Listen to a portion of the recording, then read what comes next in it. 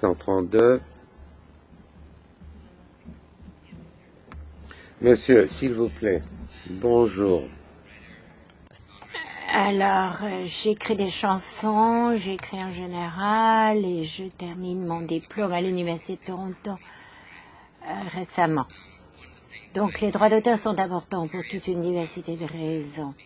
Ce que je trouve étrange par rapport aux intervenants de ce soir, c'est que j'entends dire que les gens ont le droit d'être payés sans reconnaître d'où vient ce droit.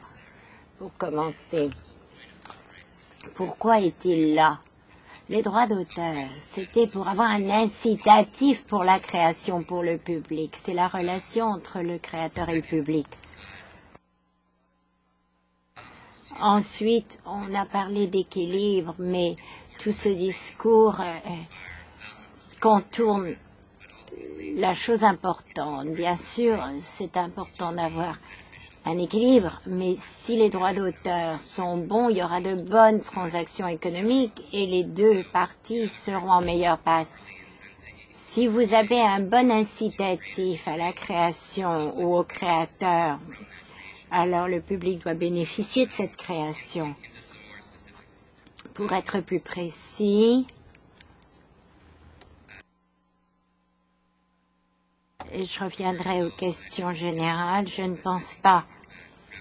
Je crois que les droits d'auteur de la couronne devraient être abolis. C'est un incitatif qu'on appelle l'élection. Deuxièmement, le domaine public, la durée couverte par les droits d'auteur ne doit pas être allongée. On ne doit pas appliquer la respiration artificielle aux tombes. Il faut laisser la durée couverte à ce qu'elle est maintenant. On a besoin d'utilisation ou de transactions équitables. C'est pas un désastre chez les Américains, ils continuent à créer. On peut faire la même chose au moins. On a besoin d'une approche neutre au plan technologique. Je suis un utilisateur de technologie, mais si on interdit de contourner sur la base de l'outil, alors je ne pourrais pas regarder de DVD. Et pair à pair, le partage de dossiers, ça peut faire de la contrefaçon, mais ça peut aussi être utilisé comme des gens qui écrivent des chansons comme Red Sox à Ottawa, puisqu'ils envoient tout.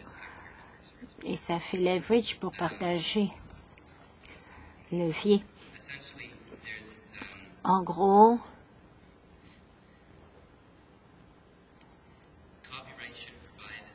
les droits d'auteur ne devraient pas être un modèle d'affaires spécifique, mais plutôt des outils que les créateurs peuvent utiliser pour avoir un incitatif à la création. Mais si le public ne peut pas utiliser cette création, c'est pas la peine d'avoir des droits d'auteur pour commencer.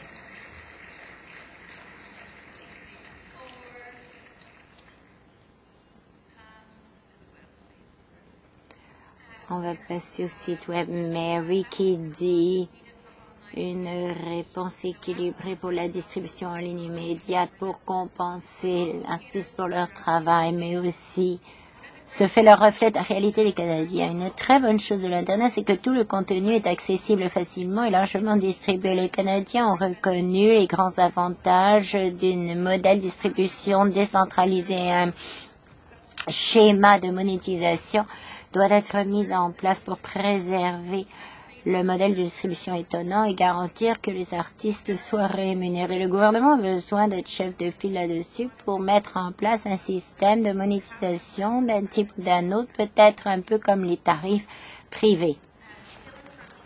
Taylor de Peterborough, comment est-ce que les gens donnent leur A et que ce dernier reçoive l'attention méritée? S'il travaille trop dur à des emplois à temps partiel, il faut qu'il en prenne moins, parce que ce que ceci inspire, la créativité ou l'étouffe, c'est pas une question rhétorique. Je crois qu'on a besoin de plus de revenus pour les artistes. Le rémunéré tient la clé.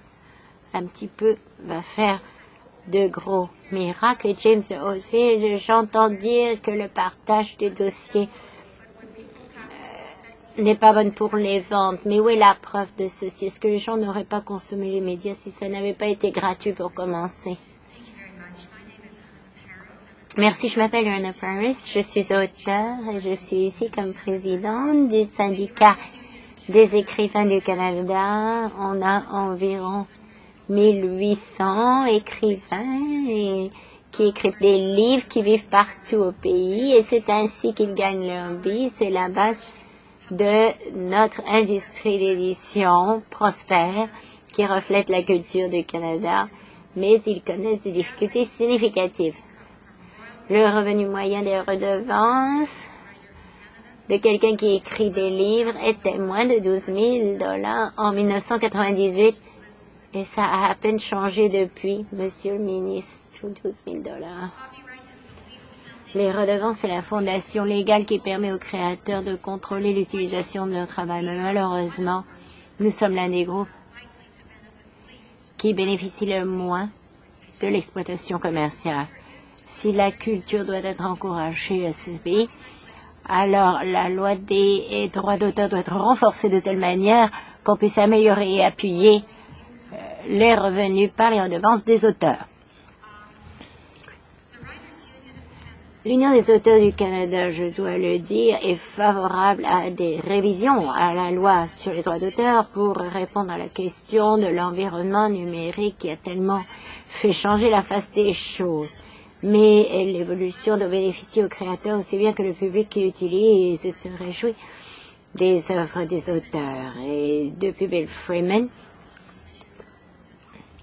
comme Bill Freeman a parlé de ceci déjà, je vais passer ceci et continuer. Les auteurs veulent que leurs travaux soient distribués largement et soient facilement accessibles par le public. C'est pas la peine d'être 5 ans dans une salle et personne ne va lire ce que vous avez écrit. Les auteurs doivent être rémunérés équitablement. L'intégrité de leur œuvre doit être respectée. Maintenant, un argument à mettre en exergue, la nouvelle législation sur les droits d'auteur doit faciliter l'expansion du système qui existe déjà de l'octroi de licence collective. Ceci peut fournir aux utilisateurs un accès facile au matériel copyrighté avec un guichet unique et fournir aux auteurs une rémunération équitable. L'octroi de licence collective rend les exceptions non nécessaires, y compris la livraison numérique pour les écoles et les bibliothèques.